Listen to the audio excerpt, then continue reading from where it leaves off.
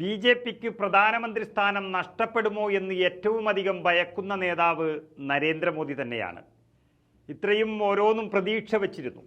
ഒന്നാം ഘട്ടത്തിൽ കാലിടറുമെന്ന് പറഞ്ഞപ്പോൾ രണ്ടാം ഘട്ടം കഴിയട്ടെ എന്നും അത് കഴിഞ്ഞപ്പോൾ മൂന്നാം ഘട്ടം ഇങ്ങനെ പ്രതീക്ഷ വച്ചിരുന്ന മോദിയും ബി.ജെ.പിയും ഒന്നാം തീയതി കഴിയുന്നതോടെ ഇനി വേറെ പണിയൊന്നുമില്ല എന്നുറപ്പിക്കുകയാണ്. അതുകൊണ്ട് തന്നെ തെരഞ്ഞെടുപ്പ് പ്രചരണം കഴിയുന്നതോടെ ഏതായാലും നരേന്ദ്രമോദി മാറ്റി ചിന്തിക്കുകയാണ്. നരേന്ദ്രമോദി കന്യാകുമാരിയിൽ ധ്യാനമിരിക്കുകയാണ്.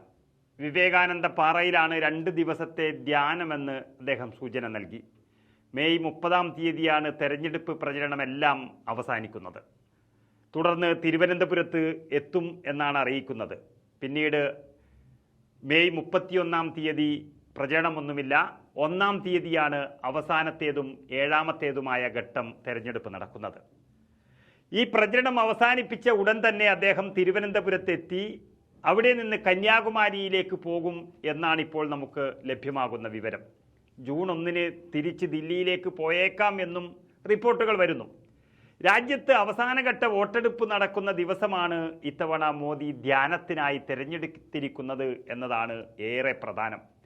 ഇതിൽ 2 തരം അഭിപ്രായങ്ങൾ ഉയർന്നു വരുന്നുണ്ട്. അതിലൊന്ന്, ഭരണം കയ്യിന്ന് പോകുമെന്നും അതിൻ്റെ ഏറ്റവും കൂടുതൽ ടെൻഷൻ അനുഭവിക്കുന്ന 2 ദിവസം അത് ധ്യാനത്തിന് വേണ്ടി പ്രധാനമന്ത്രി തിരഞ്ഞെടുത്തിരിക്കുന്നത് വലിയ അപകടമണത്തിൻ്റെ സൂചനയാണെന്നും പറയപ്പെടുന്നു. മറ്റൊന്ന്, 2019-ൽ കേദാർനാഥിലെ ഗുഹയിലാണ് പ്രധാനമന്ത്രി ധ്യാനമിരുന്നത്. അത് ഇങ്ങനെയുള്ളൊരു ദിവസമൊന്നുമല്ല. മോദി തരംഗം അന്ന് നിലവിലുണ്ടായിരുന്നു. എന്നാൽ ഇത്തവണ കന്യാകുമാരിയാണ് തിരഞ്ഞെടുത്തിരിക്കുന്നത്. മോദിക്ക് യാതൊരു ഗ്യാരണ്ടിയും ഭരണം കിട്ടുമെന്നതിൽ ഇല്ല. അതായത് ഉത്തരേന്ത്യ മാറി ദക്ഷിണേന്ത്യയിലേക്ക് വന്നിരിക്കുന്നു. ദക്ഷിണേന്ത്യ മോദി തിരഞ്ഞെടുത്തിരിക്കുന്നു. ഉത്തരേന്ത്യയിലായിരിക്കും ബി.ജെ.പിക്ക് ഏറ്റവും വലിയ തിരിച്ചടി ലഭിക്കുന്നത് എന്ന വാർത്തകൾക്കിടയിലാണ് ഉത്തരേന്ത്യ വിട്ട് ധ്യാനത്തിനായി നരേന്ദ്രമോദി ദക്ഷിണ മുനമ്പിലെത്തുന്നത്. നരേന്ദ്രമോദി ദക്ഷിണേന്ത്യയിൽ അഭയം പ്രാപിക്കുന്നു എന്നുവരെ പറയുന്നവരുമുണ്ട്.